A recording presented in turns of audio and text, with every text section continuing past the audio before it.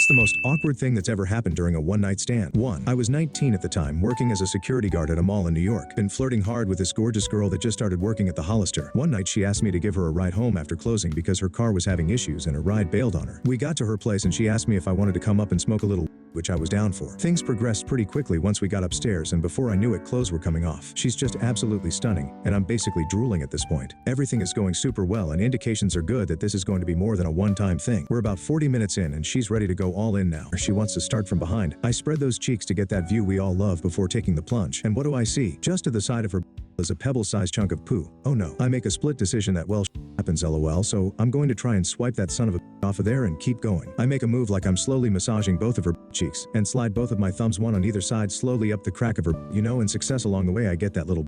But this is the moment where I f***ed up. I hesitated because I didn't know where the hell I was going to wipe it after I got it off of her. In that moment of hesitation, she glances over her left shoulder and sees the chunk of poo on my thumb and loses her ever-loving I'm going to be 40 next year, and in all the years since I have never heard a sound quite like the sound that came out of her in that moment. It was like a screaming banshee. She jumps off the bed and runs out of the room sobbing. I follow and she locks herself in the bathroom. I spend the next few minutes trying to talk to her through the door with her screaming at me to just leave and crying, so I left. I try to message her throughout the morning the next day, but she won't answer me. I decided I'd try to have a word with her when I see her at work, but when I got to the store they told me she quit that morning. I never heard from her again. 2. When I was in college, we'd drive from my small college town. About 45 minutes away was the major college from my state that had so much more to offer. We'd usually go on a Friday after class and hit the bars and clubs in that city, and the group of us, like me and 3 buddies, would split the cost on a cheap motel room so we'd not have to drive back and stuff that night. There was always an understanding that if anyone got lucky, they could bring their date back to the motel and the rest of the group would give some privacy for a time before things settled down for the night. So one beautiful Saturday morning, I awoke in the motel laying next to a girl that I had zero memory of from the night before. Like none.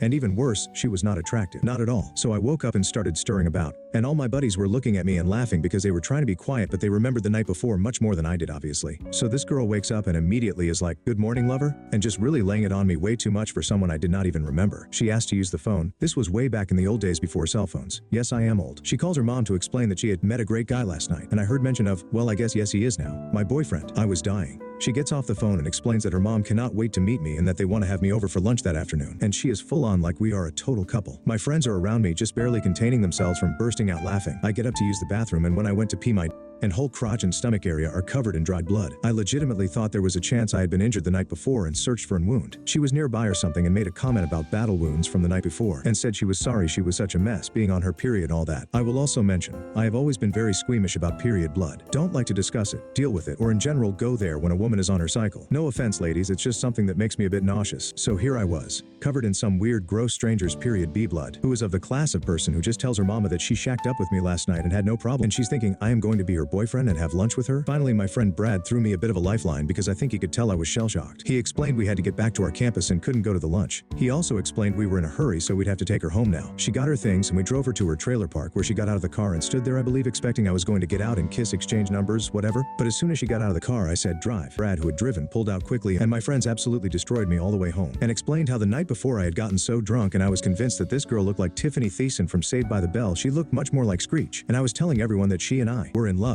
3. Mine went pretty terrible. I woke up early and cuddled with her for a few minutes before kissing her neck and offering to cook her breakfast. Her response? "Okay, there's some eggs in the fridge. Can you make me an omelet and get out? I don't want to know why I brought a guy like you home last night." Joke's on her. I oversalted he omelet with my tears.